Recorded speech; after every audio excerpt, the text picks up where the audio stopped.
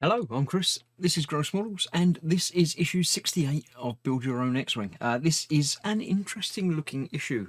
Look, all the we've got gears and motors and stuff and things. As ever, before we get to the build, I'll go through and have a look and see what they've been talking about in the magazine. We're still on Y-Wings, obviously having a little Y-Wing moment for now. Yeah, it's all fine. I won't ever read the words, but it's interesting.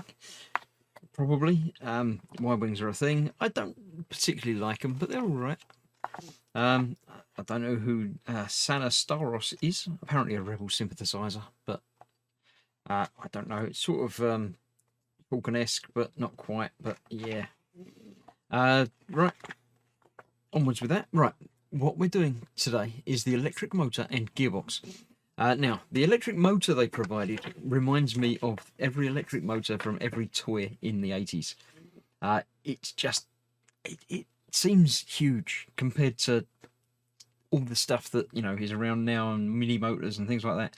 But it doesn't need to be tiny, so I'm sure that's exactly the right power and usage for what we need to be doing. So we are starting off assembling the gearbox.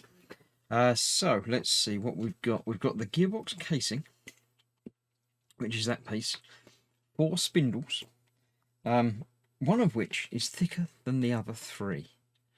Let's see. Yeah, that one there is indeed thicker than the other 3. So we'll put that to one side. We'll put these to the other side. And yeah, that's interesting. Right, let's have a look. Start with the thick spindle. So I shall start with this one. Let's see, they've turned it round now. So that's going into there. This hole at the end of the casing, the big hole, basically. It goes in there. Press it all the way in. Well, it's a very loose fit. It falls in on its own. So that's fine.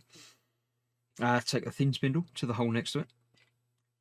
Not difficult. Put it all the way in. Again, it just falls in. That's fine. Do the same with that. And guess what? The other 2 in the remaining 2 holes. So yeah, we have... Oh, I can't get the last one lined up. 4 spindles in 4 holes, all ready, good to go. Easy. The top of the spindle should all be level. They are. They all look like they all in all the way. Right, take these 8 gears, leaving out the small driving pinion for now. We won't worry about that one then. So we have 2, 4, and 6, which all look the same, and 2 different ones. The 6 reduction gears are identical, it says. Each with a small centre hole and small inner cog. These gears are used in steps 10 to 21, which 10 is the next step. It's okay. Slip one of them onto the end spindle with the small cog uppermost. So we're going on there like that. Okay. Make sure the gear goes all the way down. Well, it hasn't yet, but it will. There we go. Take an identical reduction gear, fit it to the next spindle this way up. So it's also going the same way. There we go. Okay. Fit another one to the first spindle. That way up. Okay. Slide it down so yeah, all meshes together. That's fine. Fit another one onto the second. I can see a pattern here. Fit another to the first. So all of this is doing is reducing the speed of the input. I'm going to guess that that one goes on there as well, but I'll turn over the page and check. It does indeed, yes. Right, that's that. Of the 2 remaining gears, one has a small hole, one has a big hole. Guess which way they go on. This is going on there, that way up. Like that. So basically, we've got a little cog inside there that you can just about get to, which is going to be driven by the motor. That's going to turn that one, which is going to turn that one, which is going to turn that one, that one, that one, and that one, and that one. And then, finally, the big one will be going on there. Very tight fit, that one. I don't want to knock all the others off when I'm pushing it down. There we go. So that's that. So it won't turn that way. You can always drive from a pinion, but you can't drive to a pinion. It makes it really hard work doing that. So that's that. Slide it down. Yep. Take the gearbox, which is the gearbox cover, and 4 screws, and a screwdriver. They don't mention the screwdriver, but they don't really have to. So that's going on there. I guess we're going to be putting that together Indeed we are, right. So again, it goes that way round, it's got to go that way round. Got to make sure you get each of these 4 posts lined up into the holes. They've actually made it easy. They've made them slightly different heights. So the first one goes in first, and then you can work your way up and along to the big one that goes in there. So that's that. Cool. Held in place with 4 screws. Now, this is longer than my screwdriver will actually go down.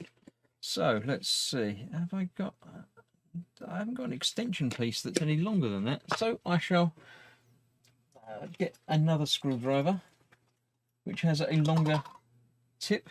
That one will go all the way down. This is from the Build the Iron Man kit, which isn't the best of tips, but does the job. So that will go in there. Put that down a little bit. I get another one in there. As ever with these, when you're putting them all in, it's best not to tighten down the first one. Make sure everything lines up and the screws all line up and go in properly before you tighten up any screws at all.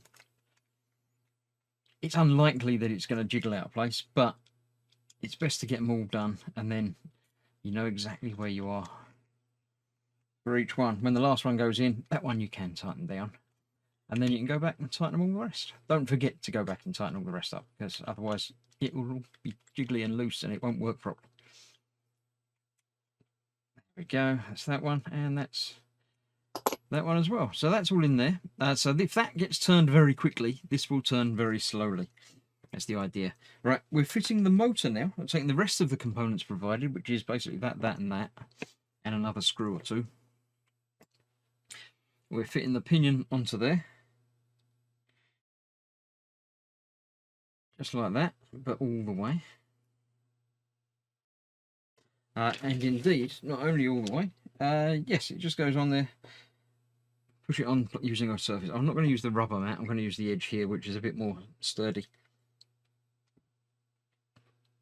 A little bit more than that. There we go. That's now flush at the end there, so we have that there. That is then going into there. Does it matter which way round? They're holding it like that and like that, so we're going there like that.